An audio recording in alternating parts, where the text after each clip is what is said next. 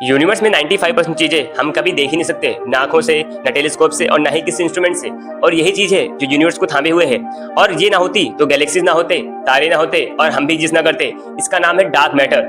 1970s में astronomer vera Rubin ने एक अजीब चीज नोटिस की। गैलेक्सी के बाहर के स्टार्स उतनी तेजी से घूमते हैं जितनी तेजी से स्टार्स उसके सेंटर में घूमते हैं। ये पॉसिबल नहीं था क्योंकि फिजिक्स कहती है जो सेंटर से दूर हो उसकी स्पीड स्लो होनी चाहिए, बिल्कुल वैसे ही जैसे प्लूटो की स्पीड अर्थ के कंपैरिजन में कम है सर के अराउंड में। लेकिन गैलेक्सीज के केस में ये नहीं हो रहा था, मतलब कुछ और था जो ग्रेविटेशनल पुल दे रहा था और उसे ही हमने कहा डार्क मैटर। तो डार्क मैटर क्या है? पहली बात तो ये मैटर है, मतलब मास है इसके पास, ग्रेविटी देता है, सब कुछ अपनी तरफ खींचता है, लेकिन लाइट इमिट नहीं करता, रिफ्लेक्ट नहीं करता, एब्जॉर्ब नहीं करता, इसीलिए डार्क है। तो हम जानते कैसे हैं कि एग्जिस्ट करता है? सिर्फ उसके ग्रेविटेशनल इफेक्ट से। जैसे एक अंधेरे कमरे में कोई है जो दिखता नहीं, लेकिन अगर चले तो हवा हिलती है और उसी हवा से हम जानते हैं कि कोई है। और एक और प्रूफ, ग्रेविटेशनल लेंसिंग। आइंस्टाइन ने कहा था मास स्पेस टाइम को बेंड कर देता है। जब हम बहुत दूर की गैलेक्सी को देखते हैं तो लाइट उसके अराउंड में बेंड होते हुए हम तक पहुंचती है। जितना डार्क मैटर बीच में होगा लाइट उतनी ज्यादा बेंड करेगी। हम डार्क मैटर को सीधा देख नहीं सकते, लेकिन उसकी ग्रेविटेशनल शैडो क्लियरली दिखती है।